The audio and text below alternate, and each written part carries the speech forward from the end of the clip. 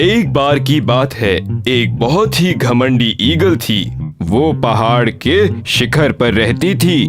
اسے بہت گھمنڈ تھا کیونکہ وہ ماؤنٹ ایوریسٹ کے سب سے اونچے سرے پر رہتی تھی، دنیا کی سب سے اونچی چوٹی۔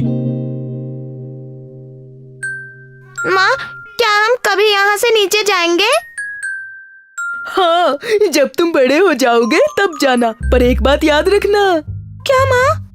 میں بہت بار نیچے گئی ہوں اور مجھے بس وہاں ہر طرف گندے جانور اور پکشی دکھتے ہیں، ان کی ہمارے رہن سہن سے کوئی برابری نہیں۔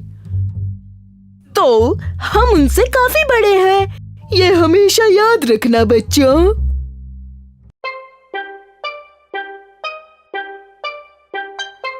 ایک دن ایک مہان آدمی ماؤنٹ ایوریسٹ پر میڈیٹیشن کرنے آیا۔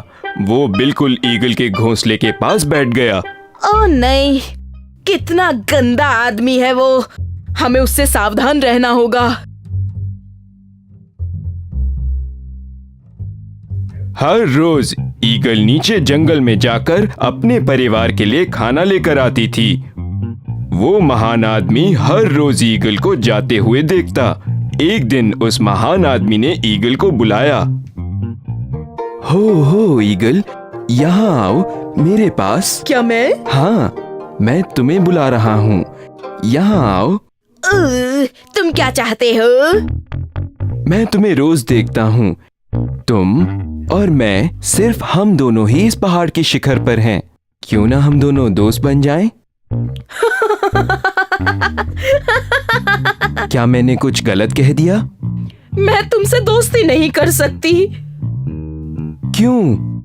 کیونکہ تم غریب ہو اور گندے بھی، خود کو دیکھا بھی ہے تم نے کبھی؟ تو کیا تم ایسا سوچتی ہو؟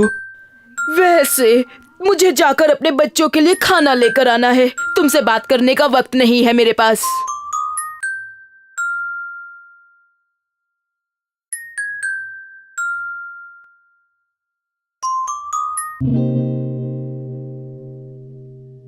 ہے، یہ کیا ہے؟ میں نے کہا تھا نا مجھے تم سے دوستی نہیں کرنی۔ ان بچوں کو بھوک لگی تھی، میں نے انہیں اپنی بیریز دے دی۔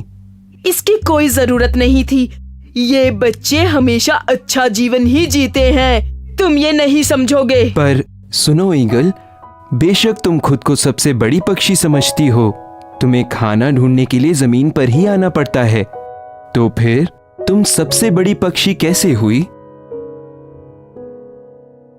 کسی کو گھمنڈ نہیں کرنا چاہیے، یاد رہے ہم اسی کے سہارے زندہ ہیں جو ہمیں دھرتی دیتی ہے، پھر چاہے امیر ہو یا غریب۔